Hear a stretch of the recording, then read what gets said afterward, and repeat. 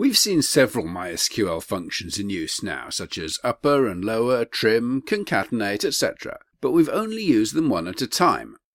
There's no reason to limit them to one per query. We can have one function, and then wrap that inside another function, and then another if we want, and in that way we can manipulate various bits of the data from the database into exactly what we want, and give the resulting column any name we want. As an example, let's say we want to return the full name again, but this time we want to convert it to uppercase. We'll need to combine the concat and the upper or ucase functions. Let's start out with the concatenation. So this is familiar, we did it last time. Let's select concat, and then in the parentheses, first name, comma, space in quotes, comma last name, close the parentheses, as full name from customers. To make it clearer, I'm going to split these queries up onto multiple lines now. MySQL is a loosely typed language, so we're free to put in new lines, tabs and spaces as we like to make it more readable.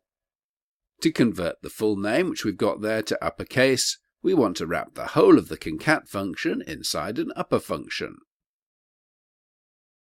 Then press go, and that's worked as intended and has converted the name to uppercase.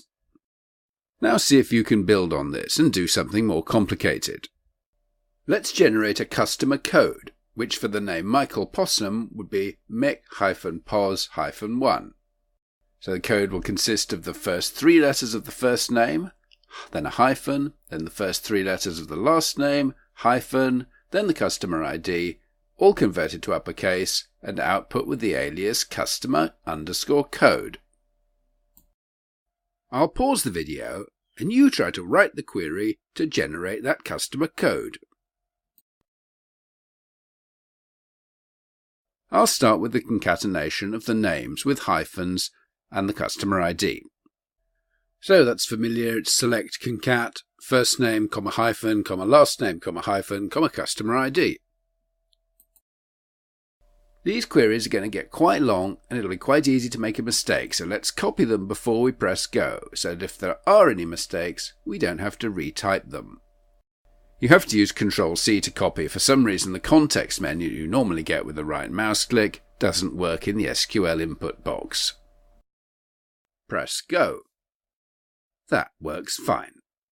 Then paste that in again, and this time we've got the full names there. Change each of those names to just the leftmost 3 characters of each name. So that's select concat left first name, comma 3, hyphen left last name, comma 3, hyphen customer ID. Copy, and press go to check again. Fine. And then finally wrap all of the concat function inside an upper function. Copy in case of mistakes, press go. And that works as intended. If you're used to PHP, then wrapping functions inside each other like this will be familiar to you, as it's done in exactly the same way in PHP. For fun and practice, you can try to make up other combinations of functions like that, and output them with an alias if you want. That's a look at combining functions to get just the output we want. In the next lesson, we'll leave selecting data behind us and start to work on manipulating, changing data in a database, starting with how to update existing records in a database.